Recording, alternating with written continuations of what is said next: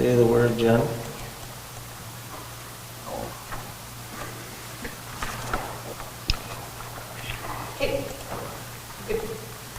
Okay, we will call the regular council meeting of June 12th to order at 6:06 p.m. Somebody should have a resolution to adopt the agenda. Resolution number 2023-003, or 103, sorry. Moved by Councillor Manich, seconded by Councillor Allen. Resolved that the agenda be adopted as amended presented. Any questions regarding the agenda? All in favor? Opposed? Aye. Carried. Okay, somebody else should have a resolution to for the minutes. Resolution number 2023-104, moved by Councillor Manich, seconded by Councillor Allen. Resolved that the minutes of the public hearing and the regular council meeting of May 24th, 2023 be hereby approved. All statutory declarations have been complied with.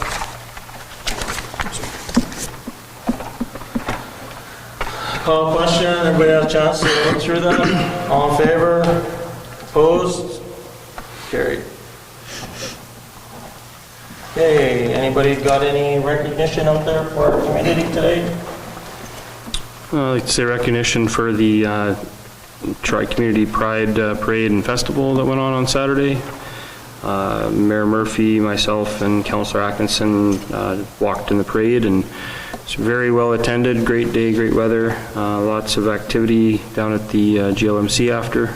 So it was awesome to see the representation in the community, as well as from town council managers and some staff as well. Great. Anybody else have anything? A couple things we recognize. We had a bunch of MBCI athletes attend the provincials there in Winnipeg there just this past week, so we all did well. Track is it's alive and well, so we took 17 athletes, I believe, so it was good. Also, like to recognize Councillor Allen there with a big award with Kinsman of the Year, I believe it was. Yes. So great job on that. And I know all of our service groups do lots of great work for our community, and Kinsman being one of them, so great job on that. So, that was it. Good. Anybody want to mention the clinic? I mean, that's a significant achievement that's taken place over 20 plus years. A lot of hard work. Probably Councillor Hopper probably may have had some talks back in even in the day of his terms. But no, I guess we can't thank enough. Thank you for the support of the provincial government. You know, it's a well-needed service for our community. Thank you to all the partners.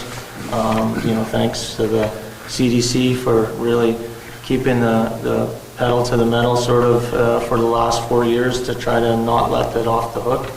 And now the next thing is hopefully the build starts early next year and we get the well-needed services in our community so that our citizens don't have to travel. Don't let that group dissolve. We might need them to find the staff. Yeah. Well, again, it's one of those things, chicken or egg, right? I mean, Oh, we need it for guaranteed. It's either way, it's a great investment for our community, and let's we can. Do they have when they're going to start? Yeah, they did mention that they plan on putting shovels in the ground in early 2024. So that's the plan right now.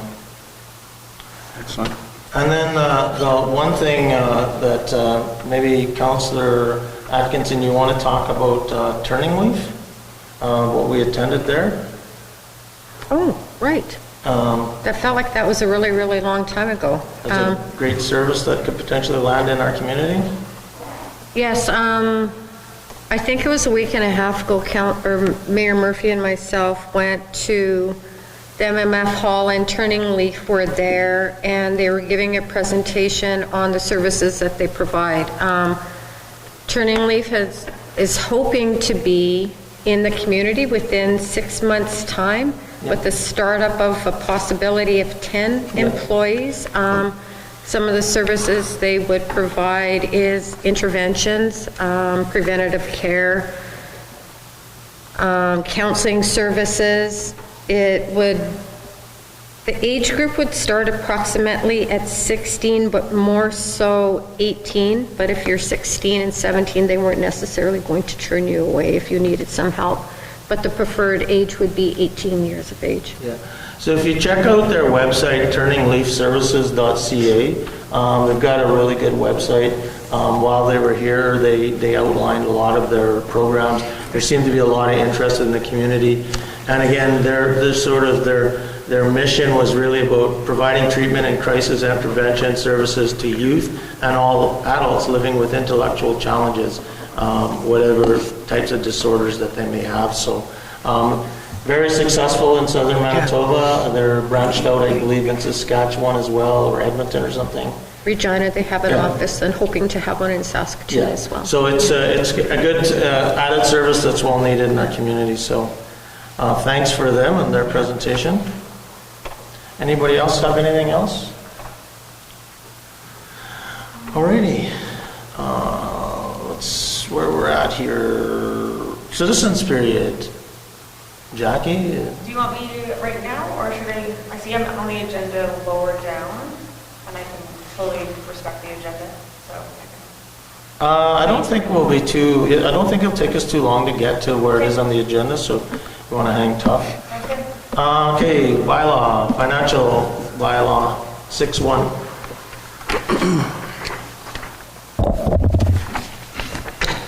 Resolution number 2023-105, moved by myself, seconded by Councillor Manich. Resolved that council approve the 2023 financial plan as presented, and that bylaw number 4636, being a bylaw of the town of The Pas to impose and levy property taxes for the town of The Pas for the 2023 fiscal year, be read a second time. Call the question, all in favor? Opposed? Carried. All right. Third reading.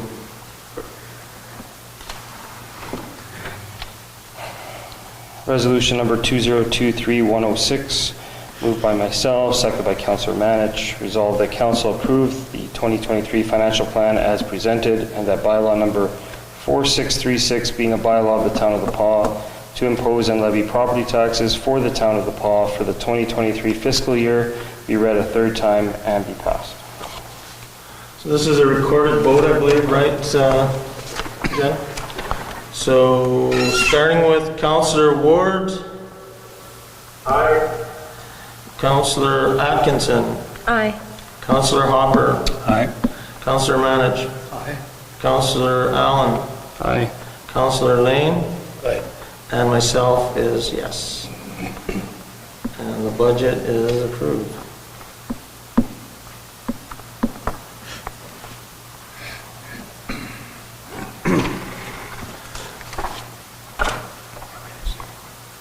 Okay, 6.2, animal control bylaw.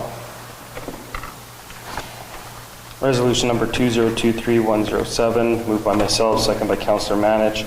Resolved that bylaw number 4635, being a bylaw of the town of The Pas to provide for the regulation and control of animals within the limits of the town of The Pas, and to repeal bylaw number 4573, be read a second time. Call the question, all in favor? Opposed? Carried.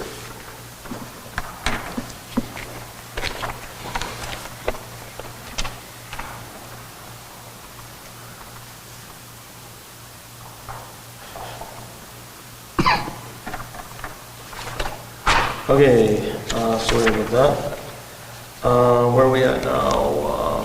631, or sorry, 63. 622. 622, sorry. Resolution number 2023-108, moved by myself, seconded by Councillor Manich. Resolved that bylaw number 4635, being a bylaw of the town of The Pas to provide for the regulation and control of animals within the limits of the town of The Pas, and to repeal bylaw number 4573, be read a third time and be passed. Another recorded vote, yes. Councillor Ward? Aye. Counselor Atkinson. Aye. Counselor Hopper. Aye. Counselor Manich. Aye. Counselor Allen. Aye. Counselor Lane. Perfect.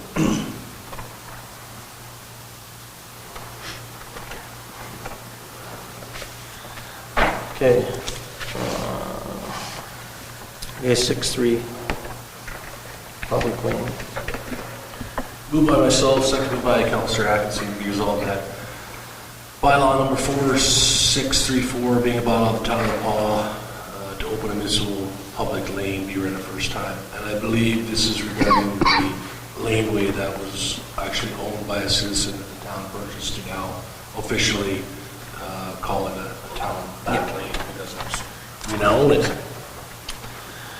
Good, any further questions? Seeing none, call a question. All in favor?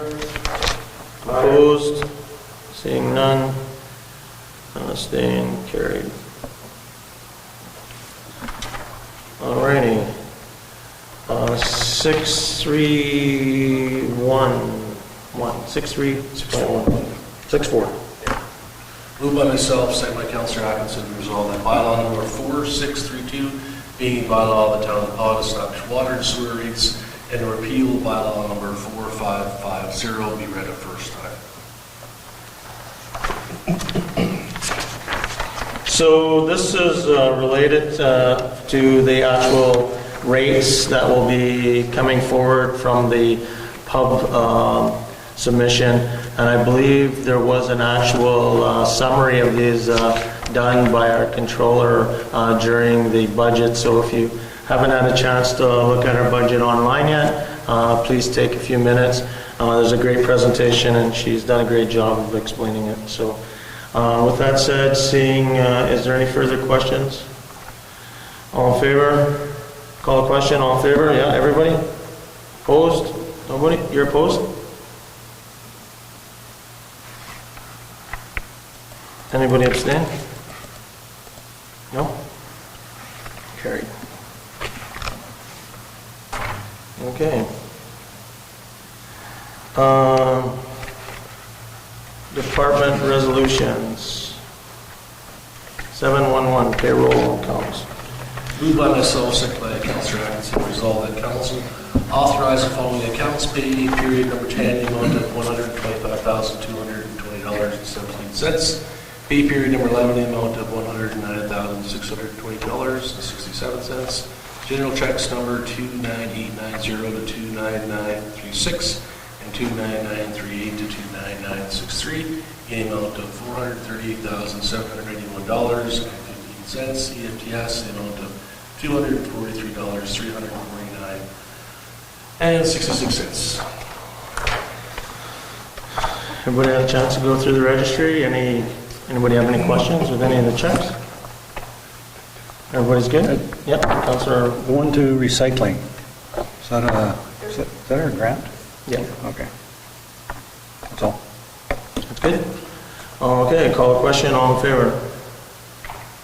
Opposed? None? Carried.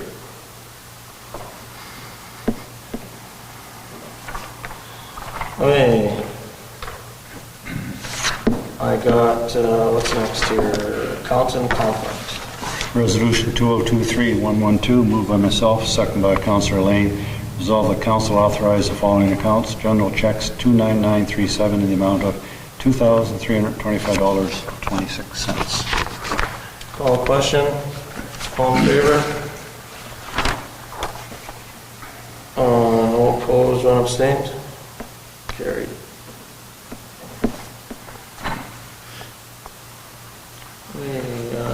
Board of Revision. Resolution number 2023-113, moved by myself, second by Councillor Lane. Whereas the town has received notification that the sitting of the Board of Revision date for the 2024 assessment roll will be Monday, November 27th at 6 p.m. And whereas in accordance with the Town of Paw Bylaw 4616, being organizational and procedural bylaw, Council sits as the Board of Revision. Therefore, be resolved that Council sit as the Board of Revision on November 27th, 2023 at 6 p.m. in Council Chambers, 81 Edwards Avenue, to hear appeals for the 2023 taxes added and the 2024 assessments. And be it further resolved that Council appoint Jen Early as the secretary for the Board of Revisions. Just maintaining as per the municipal act, so any questions? Seeing none, call question, all in favor? None against? All right.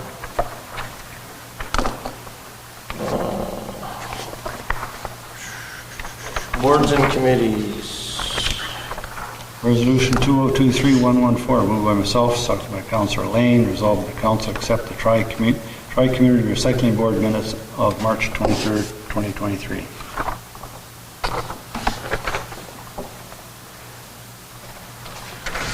Just one question. I'm assuming we'll get a little bit of a deeper update at our boards meeting, or when we do an update on at our board on our agenda. That information's almost 3 meetings ago. So you'll get a report on the information from the last meeting from 3 weeks ago. Okay, so the minutes, these minutes there are from March, right? Okay, so there's really nothing, because there's nothing in That's the- already been reported. That's been reported. That's just adopted. Yeah. Okay, well, I'll talk about it in the thing. So all in favor Councillor Hopper of... spoke quite a bit actually about it in that report related to that. All in favor of accepting the minutes? Anybody against? Abstain? Everybody's good then? Okay, I'll come back to that. Public Utility Board resolution. Resolution number 2023-115, moved by myself, second by Councillor Lane. Whereas the town of the Paws debenture surcharge was completed on April 30th, 2023, therefore be it resolved that council request the finalization of the debenture surcharge previously approved in principle in board order number 148/20. Okay, any questions? Seeing none, call the question, all in favor? Aye. Opposed? Nobody? Everybody's in favor then? Nobody's abstained? Carried. Okay.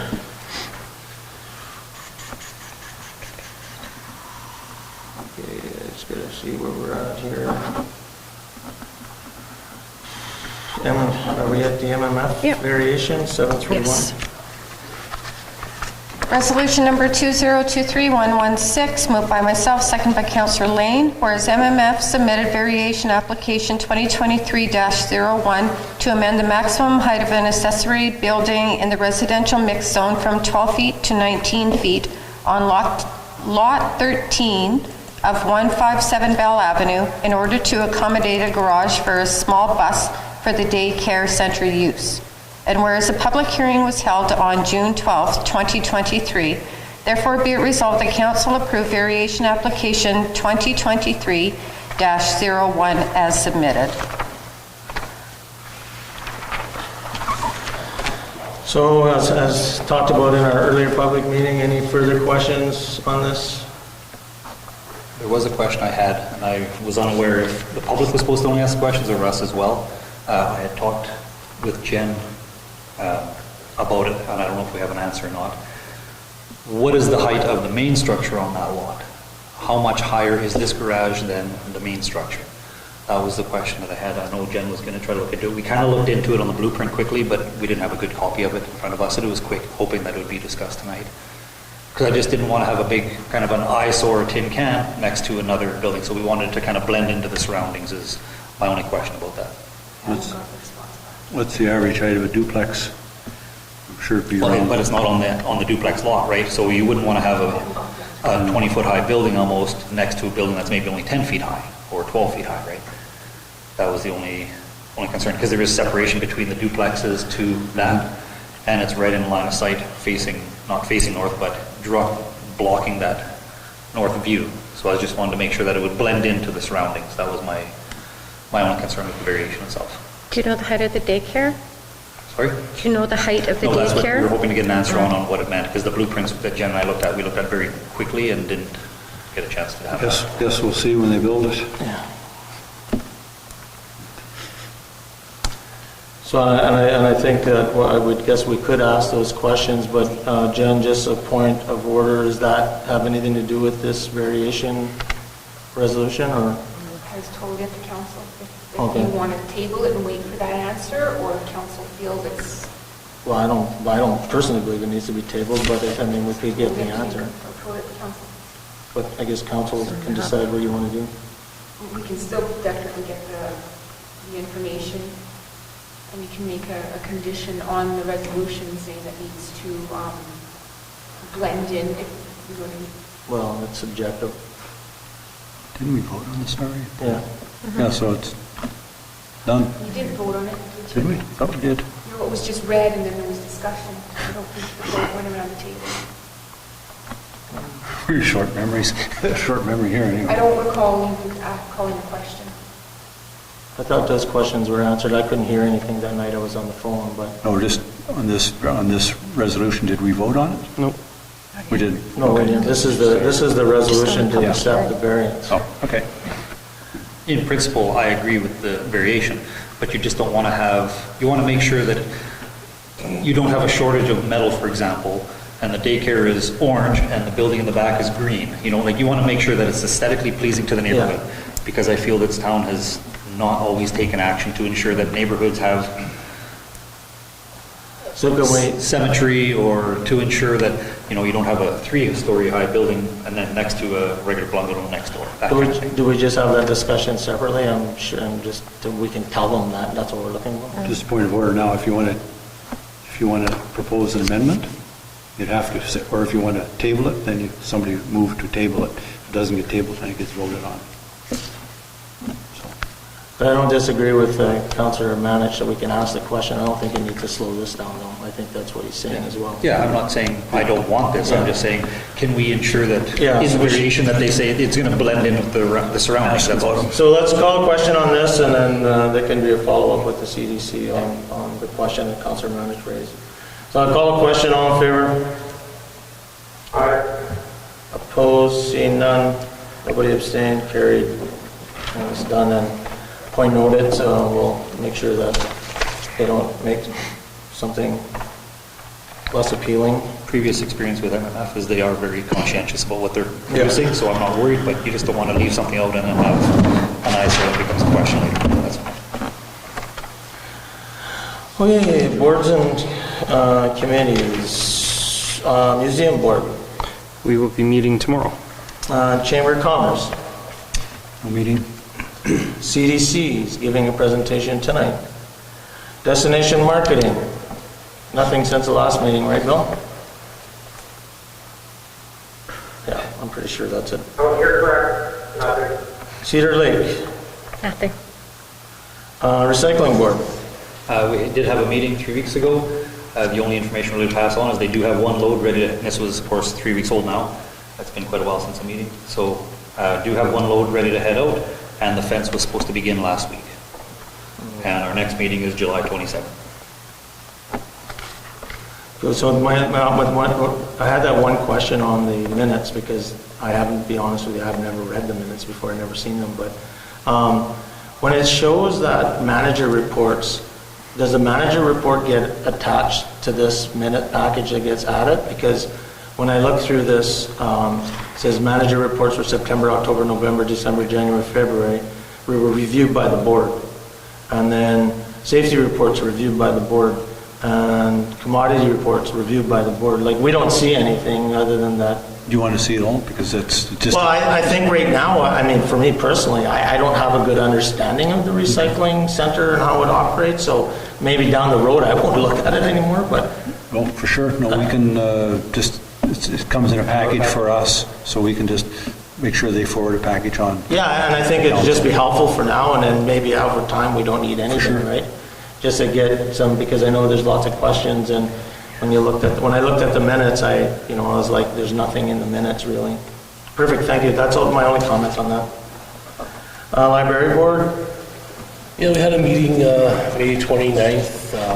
So and the minutes, I do believe, will be get, so the numbers are up, which is good for the door count and some of the other, e-books or e-libraries, I should say, and some of the other areas that they use, which is, I think I mentioned before, Facebook, TikTok, Instagram, podcast, the website, and so on. So, yeah, so there was the minutes got sent to everybody, and if anyone's got a question or not, just a couple things note that are how they're funding libraries may change in the next year or two. There was a PLS forum that our administrator attended, and they kind of talked about some proposed changes, which they said seemed promising for our size of town. So again, they didn't seem like it was going to be happening overnight, but hopefully maybe when it does happen, we benefit from it. And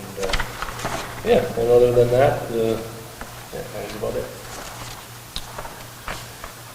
Okay, what else do we have here? Scan, there's nothing going on. I don't expect anything till the spring or the fall. Kelsey Planning, I don't think there's anything happening there right now. Andre? Yeah? We have a Kelsey Planning District that Jen could arrange it within the next 2 weeks. Have that, Jen? I'll Yeah. reach out to Bill. Okay, Bill, if you could just reach out to Jen when you get a minute tomorrow. Yeah, okay. And KSD committee, Nothing to report. okay. Any other updates from councils or from councilors, anything else you've been actively doing? One thing is, I know Jen's got it on I think it might be on the agenda for that AMM meeting upcoming, so if you can, there's a couple of resolutions coming from our region on that, so if we can attend, that would be great. It'll be sent out as a package. Last week also, we attended the administrators meeting. I felt kind of, to be honest, Jen, thank you for the invitation, but I didn't feel like I was supposed to be there. I just didn't feel like it was something that, I felt like it was, I felt that it was more for administrators and not for counselors. I'm very grateful that I was able to be a part of it, but I don't, did you feel that way as well, Councillor Allen, that it's kind of like we were eavesdropping in on something, even though it's all the AMM updates that we get through emails, but it just didn't feel right for whatever reason. Yeah, it was hard to see all the names in there, so I wasn't sure if there was other council members in there, but I didn't see any that I recognized. But it was a fantastic presentation. Yeah. It was, what was his name again? He presented at the time for ministers, Squires? No. Yeah, I forget his name, but the guy looks like he's 15 years old or so. For the assessment branch. He gave us a bunch of information when we went, no, not him, the other guy. Can't remember his name right now, but it was great. I just didn't feel like it was for me, but I'll probably attend it again. And then maybe I'll feel like it was for me. Full circle there. Yeah. Yeah, so if there's, like I said, there's this AMM meeting coming up at the end of August. It'd be great to have a turnout there. There also, I know I'm the resolution chair right now, but they will be looking for a new resolution chair, so you attend a couple of meetings a year virtually and it's chair a couple of meetings, pretty easy, so if anybody's interested that day. Okay, moving on to, where are we at here? CDC. Yeah, should we wait till the end of our meeting to like at 9 o'clock for that? No, no, I'm just kidding, Jackie. You're up, Jackie. All right.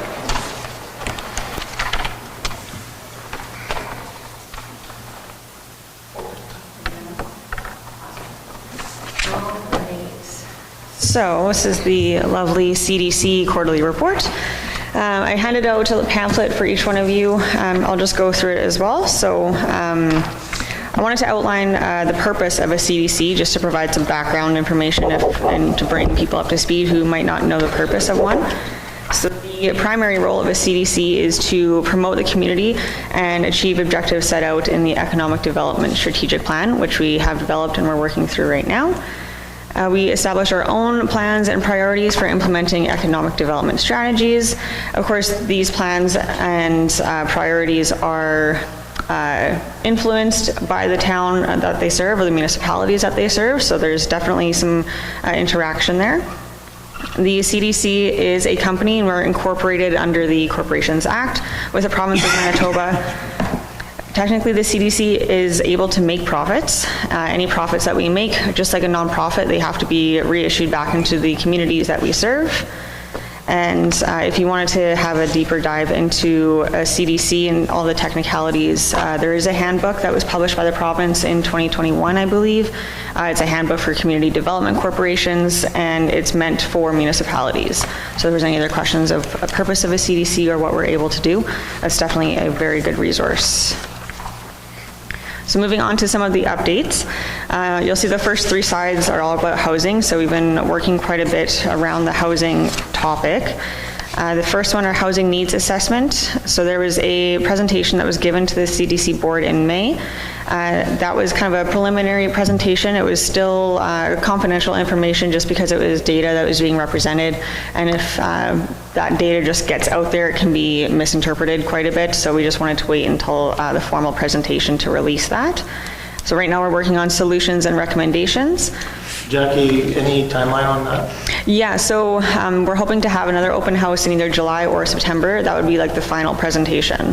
And at that point, we'll be able to issue a similar report to what the CDC saw. Okay, perfect. Yeah. So some of the solutions that we're trying to look at, they do involve different models that primarily aren't private investment. Through this report, we've learned that private investment isn't really the way to go to get housing for our community. We're looking at more of a nonprofits and investment with industry, nonprofit model, I should say, and an investment from industries to see how we can get larger high-density builds or even just single-family homes just to be able to start some momentum. Like Andre just asked, our plan to complete is in July or September with an open house. Looking at that nonprofit model and as well as the large industry model, CMHC has a seed funding program where they provide all of the costs for design, permitting, all of that upfront cost, so municipality doesn't have to provide that funding, or the nonprofit doesn't have to provide that funding.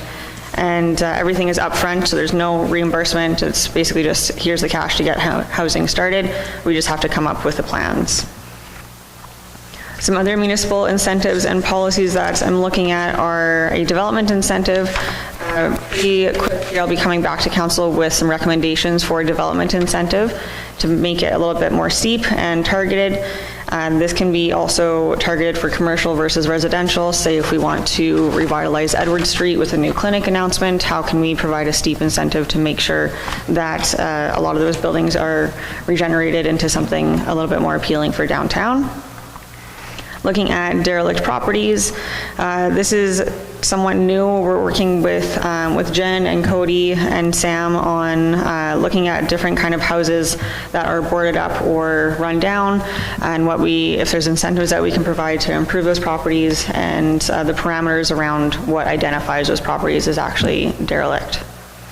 Just on that derelict property, if it's still owned by an individual in town, but it is classified as derelict, are you offering any assistance to them to fix it up? Yeah, so that's kind of what we're looking at, is I'm trying to find out what other municipalities do.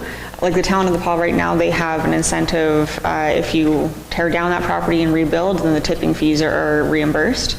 Or so that could work if that's just a matter of promoting that, or if it's a matter of changing it altogether, what would get people to really do something different with that property, yeah.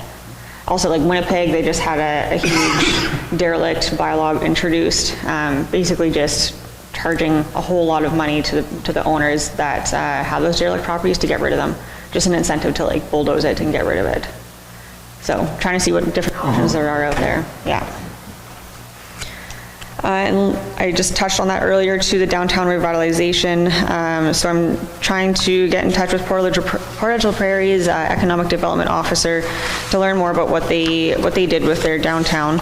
About 20 years ago, they were kind of in a similar situation of what Edwards Ave is happening right now, so just some rundown buildings and how can they revitalize that area and just make it a little bit more economically viable. The down payment assistance program, so we are completed, or we've completed that program now. A total of $317,000 has been dispersed. We placed 19 families in their first home since January 2021. And so yeah, all of the funding has been allocated. We are just basically waiting for a couple final offer to purchases to come through. And if this program is offered again by Manitoba Housing, it won't be until about spring or summer 2024. So we hope to jump on that again. Yes. For those homes that the 19 families in, is there any follow-up in case they're having difficulty in maintaining and operating? Yeah, so we have to follow up every year for insurance to make sure that they're keeping their insurance up. And at that point, it's like a touch base of how anything is going. Like funding wise, there's not really much, but it's just we try to point them in the right direction of like if they're having problems obtaining a contractor or like where to look or that kind of thing. Yeah. And we all know about the MMF development. That's kind of just, I don't want to say closed on the CDC side, but like we worked hard with the development agreement, and so we'll be working with Jen and with the town to, if anything else comes up on that regard. Next up, the Clearwater Lake and Airport development. So we're just trying to close this project out, and by doing so, we've got the 4 designs. We're going to choose one to go with to get a cost estimate out of. Basically what I'm thinking of doing is just getting the maximum capacity for that area, because we can always scale down, and just getting a cost estimate for that so we know we have a big number and we can always scale back from that, but at least we have a plan that we could run with if we need to. So the final design will be chosen. I can present it to council as well. If there's any other feedback on how we want to proceed with that, I'm open to suggestions, but Also to see a presentation on that to see what it looks like. yeah. Where's PBDC? Where's their campground to be? I've heard a couple different locations, but I believe around Sunset is where they want to develop, and they're working with parks constantly too to make sure that they're like doing everything that they can. And with ours, but their design is also very different from what we have planned to do. So to my knowledge, they plan to do more of a high-end resort, and we're more of like the RV family camping styles to not compete with that. Yeah. And I guess part of that is conforming to the lagoon requirements out there and all Yes. that's a big concern. Yeah, definitely. We're in talks with parks as well to make sure. Like we talked to them about a year ago when we were just starting this.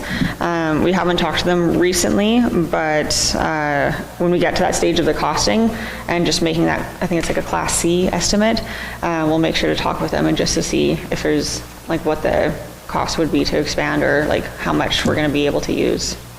Yeah. So with the airport development, and I know you presented kind of like a couple of ideas of what it would look like, and then was there any obstacle, like a big ticket item out there that we would need money for, that in terms of the infrastructure that's out there? I want to say everything. Well, just like with the infrastructure, so the like the water and like obviously there's no sewer, but with the water, I think you'd all have to replace it. Is that a safe bet? So we have to look at it closer, yeah. Yeah. Or you could do wells and holding tanks like your development right across the street. Yeah, so we can definitely, there's a couple different models that you can go after with like the actual campground. The experience that we'd want to, or the market that we'd want to appeal to would want hooked up water and would want electricity, and that's also a good return for the town. So those things come into play when we're talking about costing too, yeah. So that project should be done by the end of this summer. The whole project? The whole project done by this summer. I'll put it on the list. All right, and next, the welcome and investment packages. So we've just wrapped this up. I've been distributing it to local stakeholders. So the 2 packages, there's a welcome package for newcomers to Community Complete. That doesn't make sense. So welcome package for newcomers, just basically trying to promote it with recruiters and immigration settlement services to just have everybody on the same page of what the community can offer. And we have the investment package that's more for developers, publishing that on our website and sent to potential developers and funders as well. And I can send the packages to you as well if you want to see them, or they'll be available on our website pretty shortly too.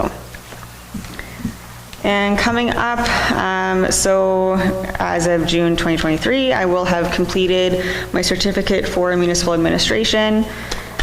Thank you. Lots of hard work there. Congratulations.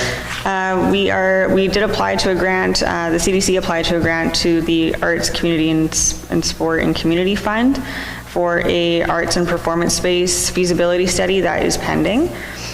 The electric vehicle charger has been purchased, the actual unit has been purchased, so we're working on installation next.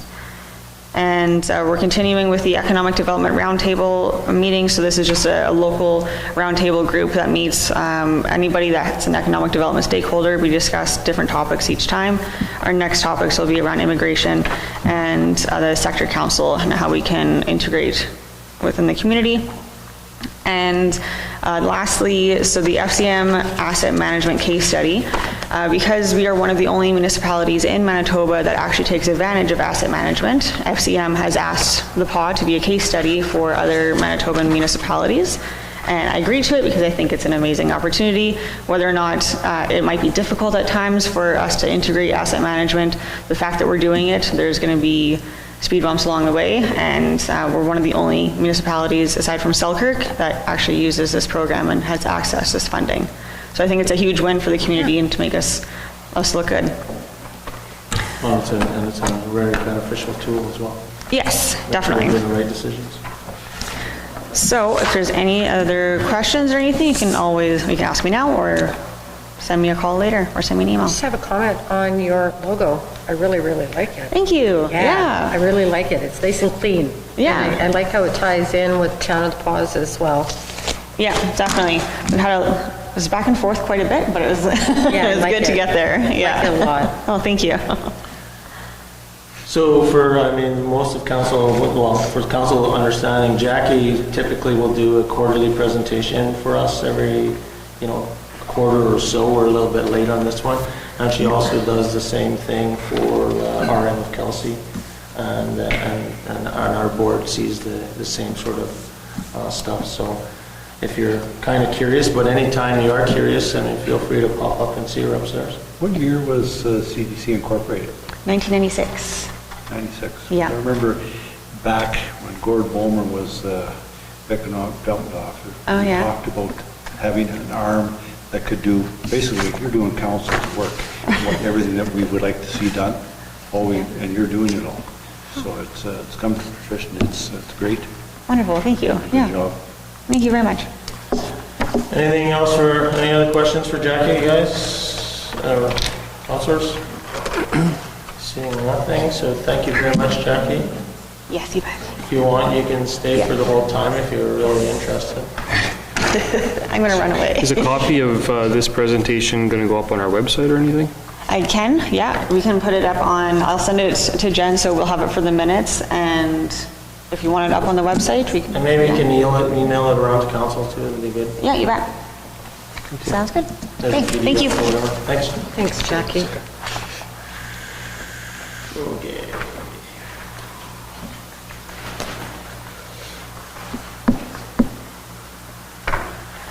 Any other updates? Nothing. General business. So correspondence. So interesting correspondence. I think you guys have seen the letter. This is what was addressed to me. I guess it was way back in the day. What Harry Traeger gave these pendants to this fella. His father, Mr. yeah. Bose. They're toques, I think, aren't they? And so what talked to Jen briefly, thought maybe we give one to Trappers Festival or something and hang one in our office here somewhere, or maybe the museum, I don't know, but instead of them just being rolled up on a shelf somewhere, maybe the museum might be a good place for one of them, and we could put the letter there with it that says that in 1967, his father was given this by Harry Traeger. The festival would like one for sure. Yeah. They lost so many artifacts there that came in the fire.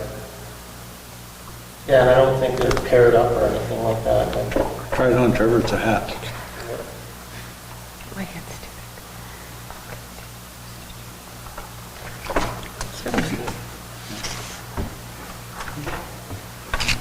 Try it on. So thank you to Sheldon Bowes for reaching out to us. I mean, we really appreciate it, and I guess, Jen, we could send a note to him thanking him, and then maybe going to the library, or maybe one to Travers and one to the museum or something, if they want it, and the letter that came. I appreciate you bringing that, because after reading this letter, I was super curious as to what it was going to look like, so thanks for bringing it in. He probably gave him a fur tie, too. Yeah, probably.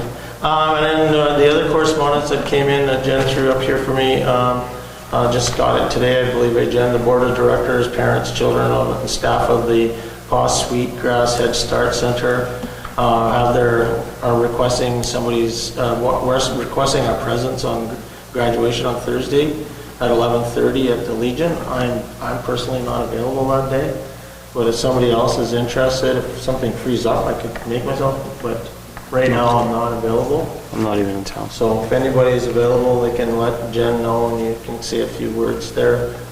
We'll send them a note either way. If nobody can go, I'll send them a note to send our regrets and congratulate them. And anybody can go right now, or they want to carry anybody? Fly out tomorrow. Councilor Manager? I know I'm This Thursday, Bill. Yeah, no, you're not here, Bill. Okay. Missing a good lunch. Yeah, if something changes, I'll go. If not, me and Jen will draft a letter to send them, say, unfortunately, nobody's available, and we'll join next year. Okay, I think that's all we had for other correspondence. Hey, Jen, on that? The RCMP stuff. Yeah, just the RCMP spot stuff. So everybody had a chance to look at the RCMP stuff? So I did a quick scan. It looks like everything's going up. It's kind of concerning. I do know I did talk to Corporal Stark there, but if you look at the detail for April, you look at traffic violations were up, total criminal code were down by about 15, total criminal codes were down, but total persons were down and total property were up. And if you look at that detailed report, it looks like you can kind of see the differences there. I guess the big ones, Liquor Act was up quite a bit. Mental health was down. So actually, now that I look at this, I think it is actually the other way. Oh yeah, no, they're all up. So anyways, you can see on the list, the next page shows all of the actual stats calculated by them where the increases are. So gives us a little bit more detail. One on traffic, a little misleading there. We're down from 3 to 2 people in traffic, so that's probably why they didn't get as many. I'm wondering if there's any changes in how they classify these, because like the Liquor Act one goes from 28 to 2, but then the Intoxicated Person Detention Act goes from 7 to 14, so. Yeah, maybe. I know I've talked to a few people that I know there's a bunch of work going on behind the scenes to figure these stats out around missing persons and stuff, because like you just said, it might not be recorded the same way all the time. Yeah. Alrighty. Citizen periods, nobody here. Do we want to move to committee of the whole? Yeah, resolved that we now move ourselves into the committee of the whole with Mayor Murphy and the chair to discuss matters requiring our attention. Okay.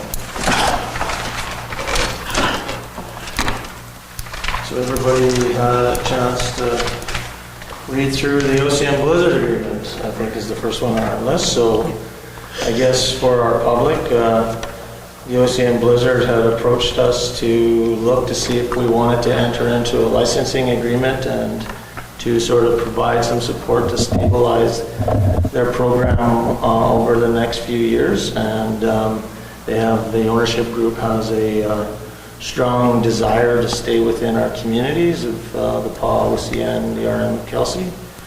So we worked through an actual licensing agreement to look at trying to do in-kind type of transfers where the impact on the community is very, very minimal. And when we talk about that is when things like practice ice, having no fees for practice ice, but it's utilizing ice that's not being rented anyways, it's vacant ice.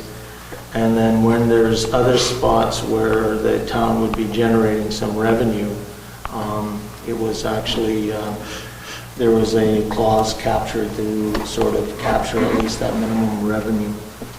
The licensing agreement was written for 3 years.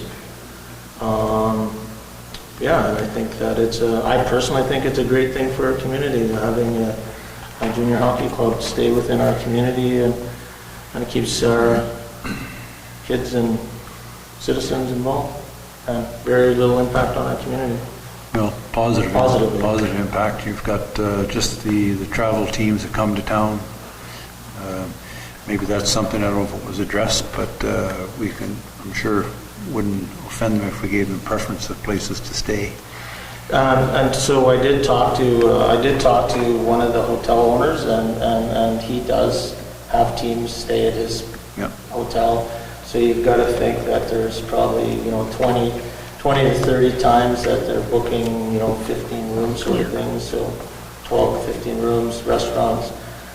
Doesn't include the local, the players that come from out of town, their parents coming into town on the weekends, staying at hotels if they're not staying with their billets and those type of things. So I guess the agreement's ready to go. I guess council's had time to review it. I don't know if everybody's got any other questions. The only question that came to me, and this is after it got posted, I guess Friday or whatever day it went online, was the fact that we're making an agreement with a private business and if there's going to be a precedent set with that. And this was brought to me by a citizen. I personally don't have a problem with the agreement, but that was the question that was posed to me.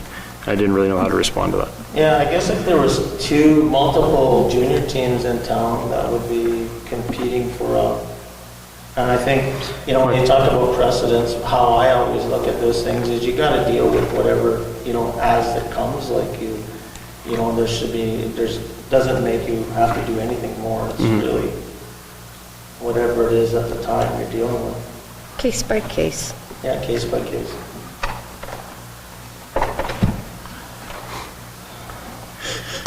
So if there's no questions or concerns, what we'll do is we'll bring forward a resolution. We'll ask the Blizzard ownership group or the owner to come to council meeting next week, and at the beginning of council, we'll do a resolution to accept this license agreement for 3 years.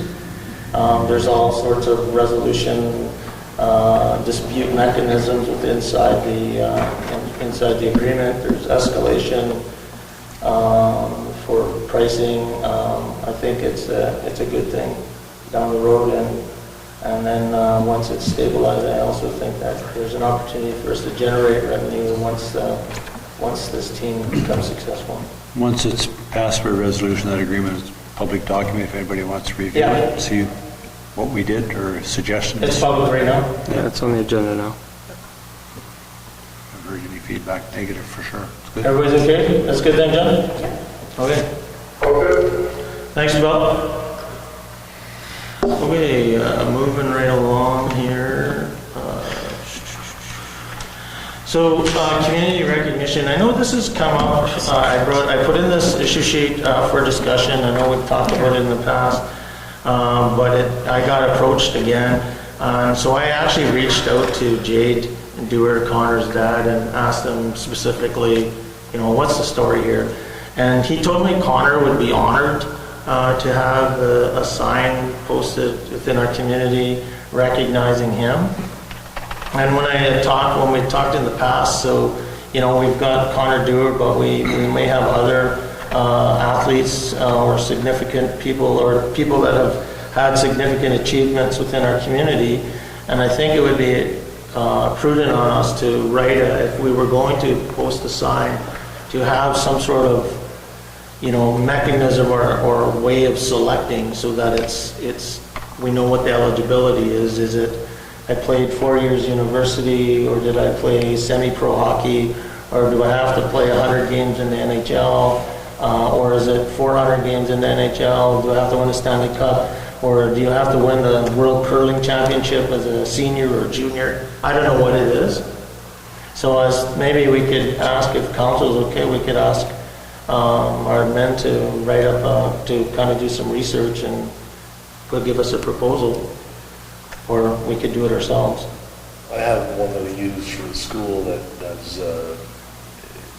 has the process online, and it'll have, such and such is being nominated for outstanding athletic achievement, or government, or scientific discovery, or whatever. There's a whole bunch of different areas that you can see for the NBCI Wall of Fame. So I think you can use that as kind of a template starting point. And I think if you call a place like Russell, they've got signs and council. Just notice what Councillor Lane is saying. In the school, they've got the Hall of Fame. They've got pictures of the individuals that went to NBCI and how they succeeded in life outside of after school. Sports, the arena has the wall of Carpin, like Murray Anderson, all the people that have done well in hockey. I'm not sure if the curling rink has put up anything there for Isles. I think there is. So for the town ourselves to put up we're fortunate. Flin-Flon only had one person, Bobby Clark, so they didn't have any other people that succeeded. You forget Gary Hart. Yeah, and there's a few. Yeah, and Gary Herman. We have a lot, so. But I guess what I see, like what I've seen, and I've seen pictures, like it doesn't have to be assigned solely to one player. It could be the whole mob, and you can have a list of names that you can continue to add to that. You can do something like that. Yeah, that you can continue to add to that, and you can show their achievement. I think Hudson Bay has that. I'm pretty Something sure. like that would work. Yeah, I think, and that's why I think, we could all kind of try to figure out what to do. But if we can get maybe somebody just calls Hudson Bay and calls Russell, calls some of these communities that have done this, Biscart. I think Biscart's got a sign that's got somebody on there. Cody McLeod. So, if we get a few of those, and then I think the important thing is though, like we have the Wall of Fame in the arena, I don't know what the criteria is to get on that. And then we would have to have some sort of criteria if we're going to recognize you on the sign. Like we got Sam that's won the basketball championship in the high school, like maybe he needs to be on there. Probably wants a picture on there. Yeah, his picture. Maybe an older photo. Yeah. But you know what I mean? Like it's like we don't want to leave somebody out, and I think there has to be an actual line drawn Process. so that somebody says, well, hey, I played, and you can say, well, here's the selection. Somebody's going to be upset, but at least there's a hurdle you have to make. And some follow through, because I believe with Jesse, there was a road that was going to be named. I don't think that happened. Well, I know it didn't happen. No. But, and whether or not there was a final decision, but it was still put out there. And so if it's put out there, it's kind of sort of needs follow-up. Yeah, and then I think that's that road, I remember that, right? And I think. So could we send a letter to the various organizations and ask for some input? Like you've got the road runners, they've got people. Yeah, no, for sure. To the various ones that are all involved and say, here's what we're looking at, trying to put together some suggestions. Maybe they can get a committee form from each person from all those areas to come up with something. Well, and in my issue sheet, I said, you look for partnerships through MMF, Rotary, Kinsman, all of those groups may have identified and may want to be involved in something like that because it's a big community project, right? Okay, so we'll leave that, sorry. So I like that, all this idea. I like what Trevor was talking about in the school too, with it being outside of just sports. I think we have 3 signs you can put up because we have 3 real entrances to the community. So there's 3 different people right there that you can focus on. But in terms of encompassing everybody, maybe an idea would be to put signs all along the walking path, 1 for each person that we're talking about here. You got 10 kilometers of space there. That's a good idea too. Yeah, That way you're not leaving anybody out. yeah, no, that's a great idea. I like it. Okay, so more to come on that. I just didn't want to lose it. And like I said, I did talk to, I know that's not something that's going to happen overnight here, but we get it on our to-do list. Okay, asset management. So Laura's suggesting we start training this management staff. And all management staff be trained in asset management plan. I think that's a key step to moving the asset management ahead, and I think from there you even have my thinking of when I've implemented these is you got to get your employees to something when you got to 1 step at a time. So I would support that. I don't know about you guys. Yeah, What would, I'm 100%. just curious, what would asset management training include? Well, what I've seen in the past is you've got to teach somebody how to do risk-based decision making and be able to right sound. Yeah. And then be able to understand how to look at an asset and determine what's the best plan of action going forward with it, like help you make your decision. Okay. Is that what you, I mean, that's how I understand it. Yeah.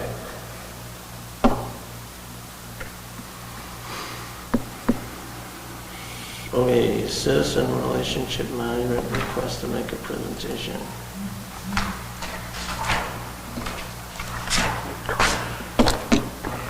So, somebody want to go through this? Do you know anything about this yet?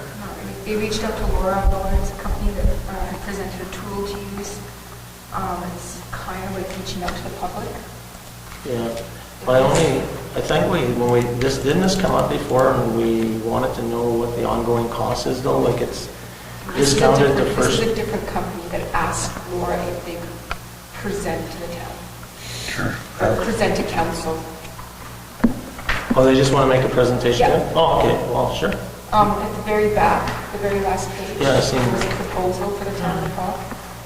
Yeah, I thought when we talked about this in the past or something like this, it might not be this one. Yeah, it was AllNet Connect. Yeah. Yeah. There was an ongoing cost that was significant, I think scared everybody away. But yeah, for sure, if you want to set it up. Unless you guys got a problem with it? Concerns? For a presentation. For a presentation, yeah. Recycling sector.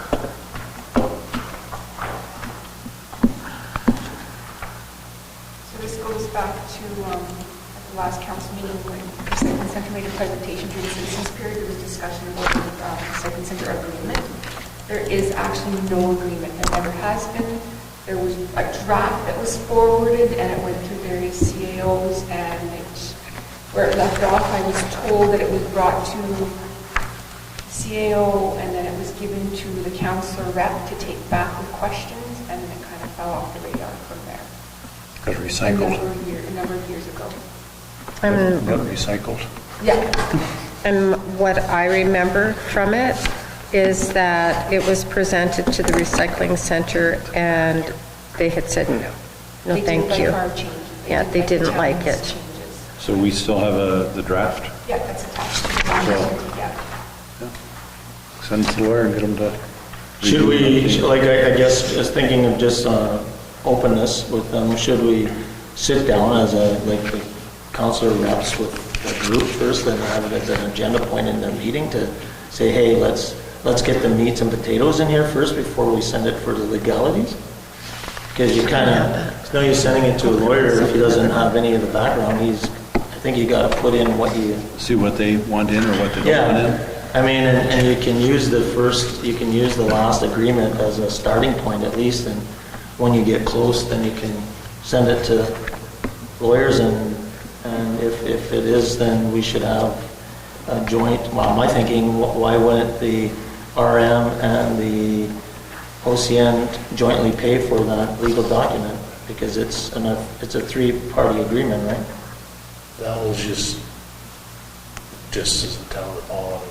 Yeah, no, but shouldn't it be a three-party document?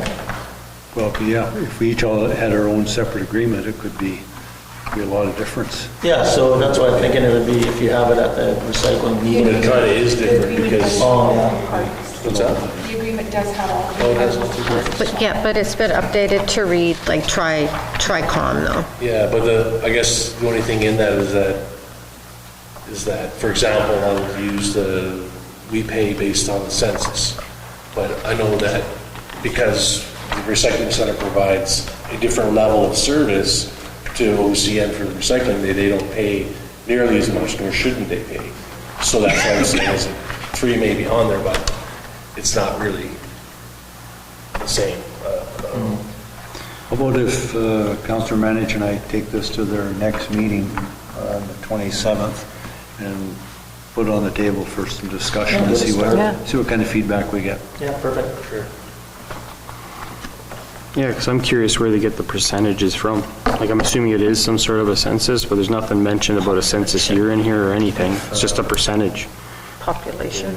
I would assume that's what it's based on. There's a reference Yeah. to the census in there, I forget where exactly, but that was one of the things, I remember Grant, like said, It's on the agenda. oh, look at this, I didn't notice it, he picked up on it.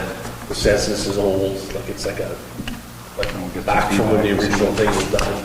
So What they think. it's changed, but the document didn't And change, the, so. The new census is out, so that's a starting point where it could be updated on the agreement as well. Counselor Hopper. Okay, so we'll leave it for Councillor With current Allen or census Councillor numbers? Hopper and Manage to take That'll that be to the next something to meeting. note. All right. That's good, Jen? Summer meetings, so you want to go through this? Historically, summer meetings, council's only had one meeting per month for July and August. July meetings are scheduled for the 10th and 24th. I'm recommending just having one meeting that month on Wednesday, July 19th. August meetings are scheduled for the 14th and 28th. My recommendation is to have one meeting on Wednesday, August 16th. There's not a lot going on in the summer. I know we have things on our plates, but a special meeting can always be called. How does that affect our payables anyway? Sean usually has them looked after in times that there's no service fees. So we can deal with that on the one meeting then. I personally think we should meet twice, but that's just my personal opinion. It's up to council to decide what they want to do. I think if you can't make a meeting, you just don't make it. And we still have a lot of things going on. We're supposed to be doing our strategic plan on the 14th too, I believe, right? I think in July we 15th. should for sure. 15th, yeah, so. I think it was the 15th. I don't know about August, but July, since we have so much on the go right now. How does this affect the staff like yourself and I for would hate to do holidays? holidays, basically, unless you have a CAO in place. Because one day is the meeting, the next week I have to get the agenda. Then there's a meeting, then get the agenda. But it is what it is. I'd say try it for July. Do you And have if we need holidays? something, call a special Holidays meeting if booked? something comes up. Do you have holidays booked, you I don't said? have to look at anything because I don't know what happened. I would do that just for a point in question there, just for, otherwise you're not getting any holidays this summer. If we do it for July, see how, if there's any issues come up, we can have a special meeting. And if it works for July, as long as business gets done. I understand there's a lot going on, but we've got to be cognizant of staff too. No, for sure. Okay. That's my Yeah, thought. no, let's just bring forward a resolution agenda next meeting. For July? Well, I mean, like you said, if we're gonna do it for July, might as well do it for August too, then. July and August. And then if we need a meeting, I'll just call a meeting. Is it 48 hours in advance for a special meeting? What is it? I think it's 24. 24? Unless it's an emergency, then it's 2. Okay. A matter of life-threatening emergency. Can't just be. Calling it an emergency. Yeah, it has to be a huge emergency. Yeah, 24 hours. Thanks. And if we all, you have signed documents from all of us saying that if there's a special meeting, consider being notified? Those only get signed when people go to town. Oh, okay. And I don't want to be notified. Well, I still think I should just sign them all. Add them in. Okay, we're good with that? Yes. Yes. Okay, community safety officers. So we put this, well, go ahead, Jen. See, it's your issue sheet.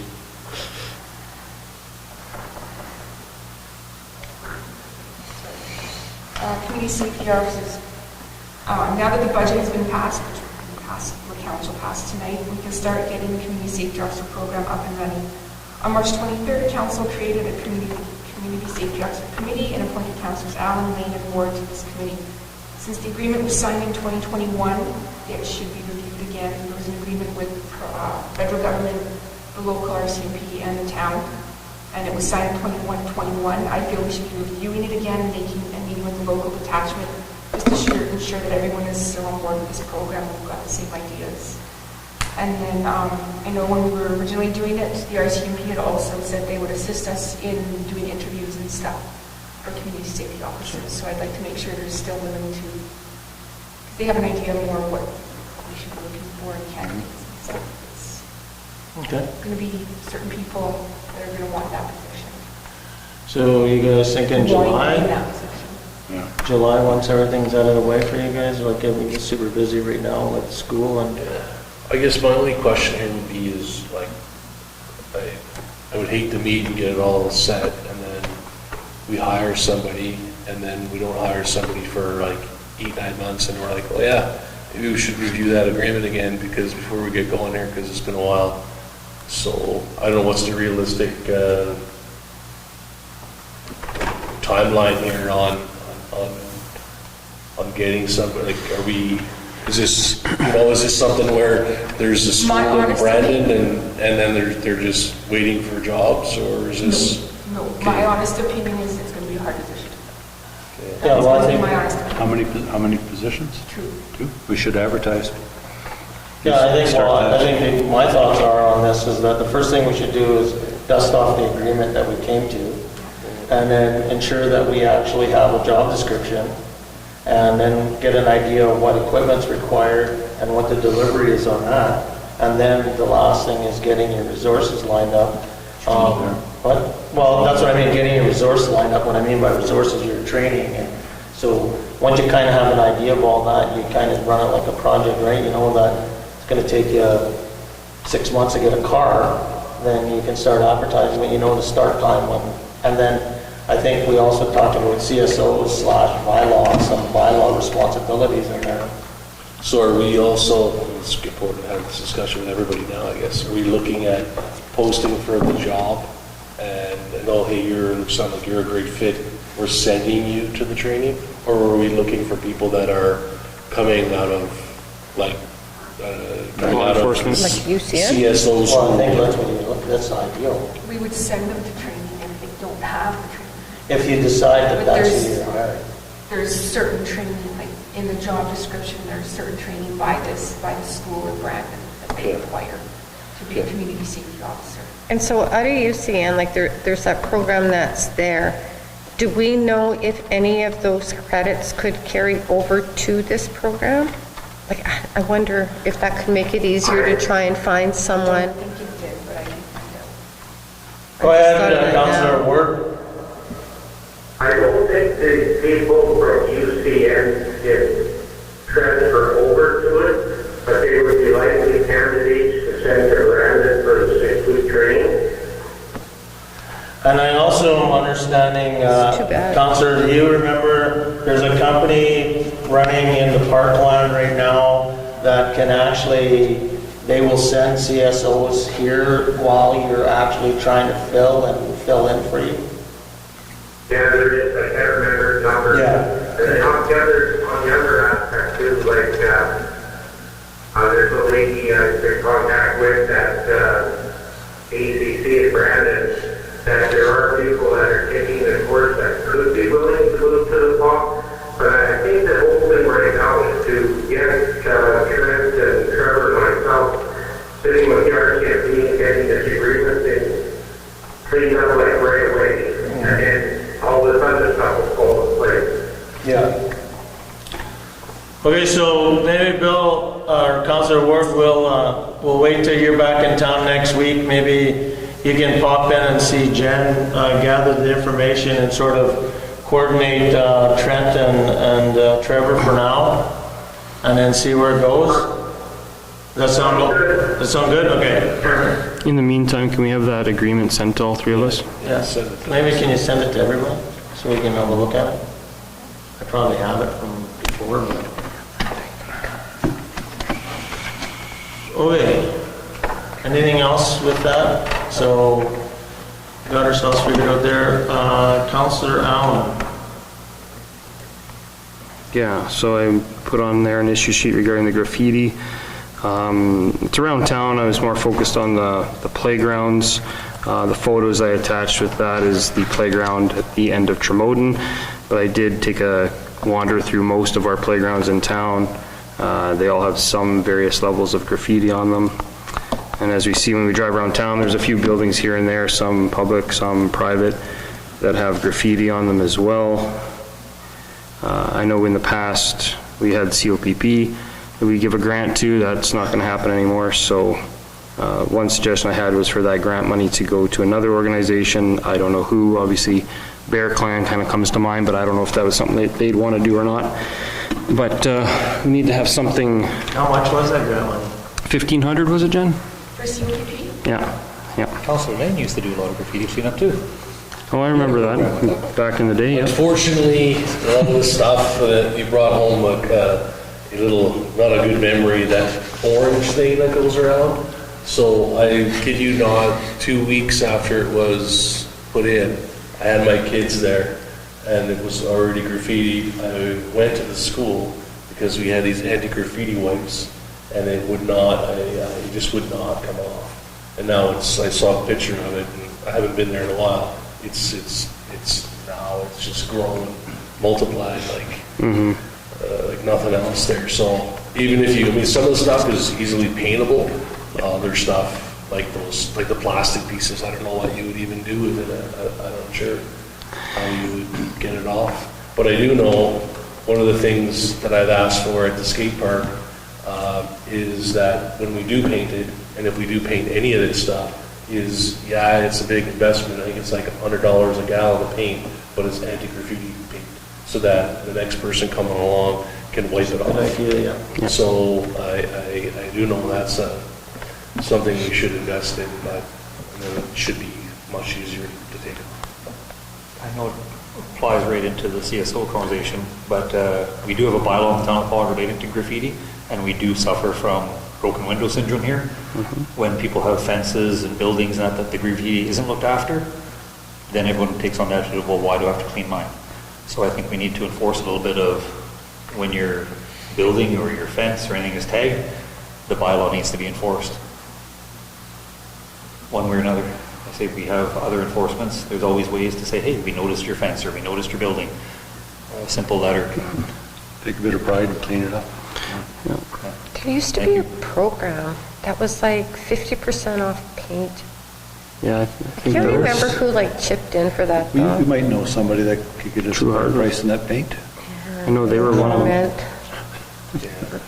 I think but Ace there- Hardware did it, was through the RCMP, and I think you did too. I don't want, If yeah, you went to the but RCMP, reported it, they would give you a certificate, and you could go to one of the that's, stores that was yes, through the that's who it was. You're right. I was And they trying to give you remember, a somebody certificate paid to go to one of 50%. Yeah, participating hardware stores in Yeah. your paint. yeah. So what do we want to do with this municipal superintendent? Is there anything we can do? We tried using our hot sea at the skate park just to see if the hot water pressure would help. There is like a sealant on there, like an anti-slip sealant, and we were probably making it more dangerous, so they didn't go for very long. I like the idea that's been thrown around about giving that money like as a donation to a user group that might take up the cost, because it's a significant amount of work and it's literally everywhere. So I don't know the right solution. I mean, we can keep looking to see what we can figure out. The anti-graffiti paint obviously makes a lot of sense, but we've tried to pin it off at a lot of the parks without very much success as well. So. So what are parks, like, I mean, I can't imagine we're the only one kind of facing this. Is that, like, so that orange thing, is that like done? Is that like never gonna come off? There's no... We might have to just try to paint over it and continue to hide it, I think. What is that even? Is that a toy? You just sit on it. Maybe I can get back to you guys with more information on that and get some better solutions for Yeah, it. no, that'd be good. Okay.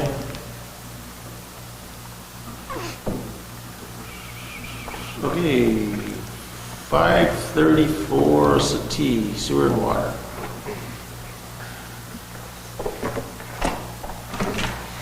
So this goes back to Beth Craig. She purchased a house from 534 Settee in November 2022. This time she received the house through a tax sale. Beth Craig had several issues with the house once she got into it, and now she is wanting the town to assist her with restoring her water and the sewer. I believe Sam spoke with her and speak for us further.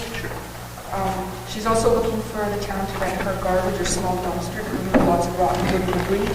I'd advise you that we don't have dumpsters to rent out. Just a question on that agreement. She signed the agreement? She did, and the agreement does state... Section 8, Section 9? Correct. The vendor does not have, vendor, being the town of the Paw, does not have or accept any responsibility or liability for the condition of the land and buildings, including its fitness for the purpose of reconstructing, constructing any structure or any occupants or use of the land. Did she bring it up to code within the 2 years? No.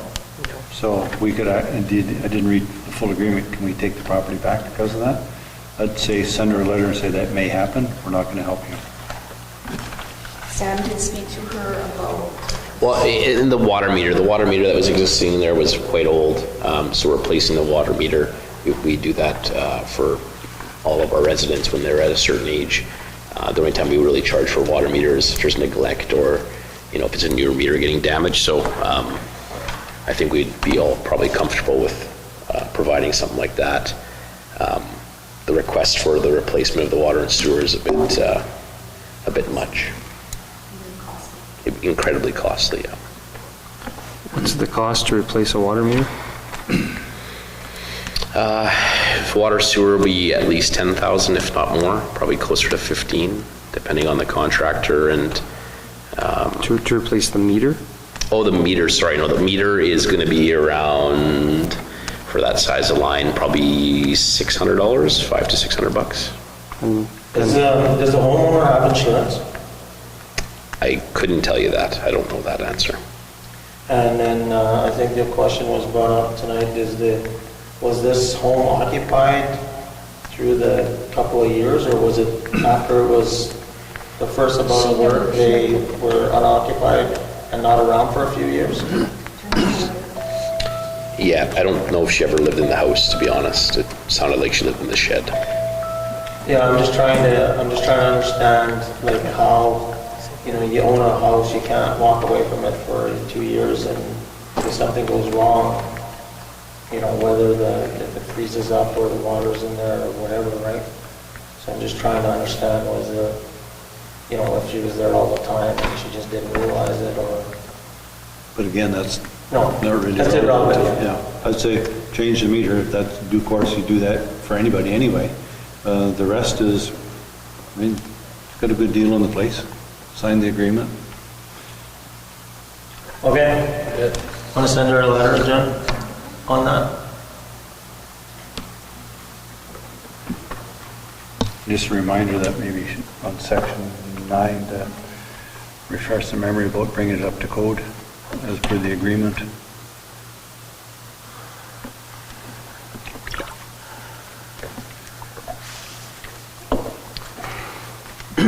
And the last thing I had is, I wrote it in there, I'm not really sure where to go with it, but Tim Carpin came and see me one day and took me for a ride. His son Blake walks from Pineview to that's where he lives, I guess, and he walks to UCN where he works. And so he has to walk down Fafford Road. I think that's what he's saying. Yeah, Farford. Yeah, and you know, that road's really not in the best of shape, no sidewalks or anything like that. And I'm not really sure what to do with it. It's like, it's a development thing. I thought maybe if you could have maybe we contact Rotary if they're doing a park or a walking path upgrade, and they go from Pineview and then they turn west and go between the ball diamond, just on the edge of the trees there, turn west and go straight across to the, kind of like in behind the track, but not on the track, but behind the track, and then connect up to the walking path there as a sidewalk from Pineview to connect the walking path. But again, I'm not really sure what to do with it, and I know it's not in our budget it's not there to build sidewalks right now, but I don't know if there's any accessibility grants that we could apply for, or any of that kind of stuff that could be applied to an upgrade like this, that we could transfer the funding over to the Rotary group. And I know there was a bunch of grants just given on all the paths throughout Manitoba. We probably missed out on those ones, but likely there'll be another one coming up. So once the walking path's built, who's responsible for it? I think the Rotary still takes care of it, don't they, Sam? No, it's ours. Is it? It's ours, yeah, that's what I thought. They gave it to us. Yeah, Oh, it's a great gift. No, they're definitely interested in helping and expanding and exploring repairs. They want us to get involved. Yes, sir, Councillor. The walking path is on the other side of that park. It goes down on the west side, I guess, of UCN, that goes down there. So it's just a sidewalk. It goes up past the school to Pineview, and then from there it ends at Pineview with Valhalla. But the actual walking path is on the other end of the park, and it goes across and down Charlevoix or whatever. Yeah, that's what I'm saying. No, I'm saying the same thing, Councillor. So instead of having a person leaving Pineview having to go north and then go west on the sidewalk and then turn down between the schools to then catch up to the walking path, that if you just went south out of Pineview, you made a walking path along the road there, kind of like a sidewalk, then you turn west right in front of the trees there, and then kind of cut in right behind the park, then you would actually tie in there. So you would actually have two access points coming from Pineview. Right. And I mean, but right now, even the walkway coming from that area, I still think that, I guess it would be sidewalk all the way, other than you have to cross the road at the school, eh, Scott Bayman? Yeah, it's just coming out. On Stafford, I'm not even sure how Stafford, you have that Sam, how Stafford works as a street. Oh, But I don't think there's any houses over there, all of it for a sidewalk. It's like, it's road, deep ditch, and then like trees. Yeah, so what Tim had told me, his son walks right now down Fafford, but it's so rough and grumbly, and then he gets to St. Antoine, then he turns west on St. Antoine, then he goes up St. Antoine, and then connects to the sidewalk there. I think we're just Last year, I had quite a few complaints from the people on Stafford about that road, and it not being gravelled or graded, so that's another consideration. We could probably look at putting a machine down through there and just kind of making it so. Councillor Hopper? I think I'd go with your first suggestion, check with Rotary Club and see if they're Yeah. talking about any expansions, and then see where that goes, and then. there is grants Accessibility out there. grants and stuff, yeah. And then they can come back to us. Perfect. No, I agree. Okay. See, thanks for coming tonight.